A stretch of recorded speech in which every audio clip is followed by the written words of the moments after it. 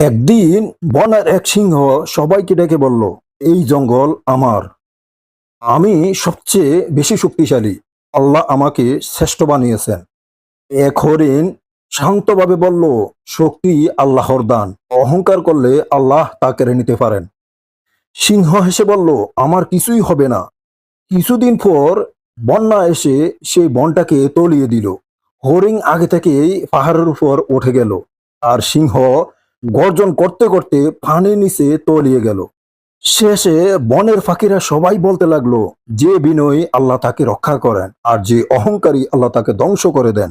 এতে আমরা শিক্ষা অর্জন করতে পারি, অহংকার নয়, বিনয়ী আল্লাহর কাছে সবচেয়ে প্রিয়। এক ব্যক্তি ৯৯ জন মানুষকে হত্যা করছিল।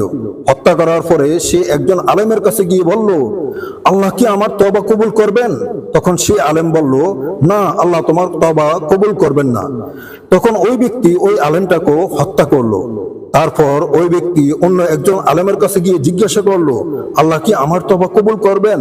তখন সে আলেম বলল, হ্যাঁ, অবশ্যই আল্লাহ তোমার তওবা কি কবুল করবেন। তখন সে নতুন জীবনের উদ্দেশ্যে রওনা হলেন। মাঝপথে সেই লোকটি মারা গেল। ফেরেশতারা তর্কে পড়ে গেল। অবশেষে আল্লাহ তাকে ক্ষমা করে দিয়ে জান্নাত দিয়ে দিলেন।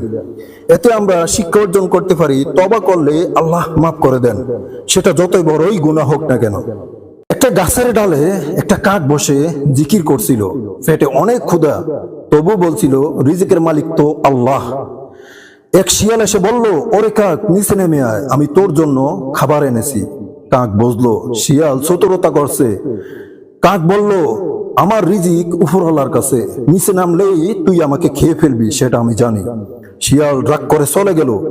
কিছুক্ষণ পর এক ফটিক এসে গাছের নিচে বসে নিজের খাবার খেতে লাগলো, আর সেই খাবার থেকে কিছু কাকের জন্য ফেলে দিল। এতে আমরা শিক্ষা অর্জন করতে পারি, আল্লাহর উপর ভরসা রাখলে রিজিক আসবেই, যেখান থেকে হোক। নূর ভাবনা, ইসলামের পথে আলোর দিশারি।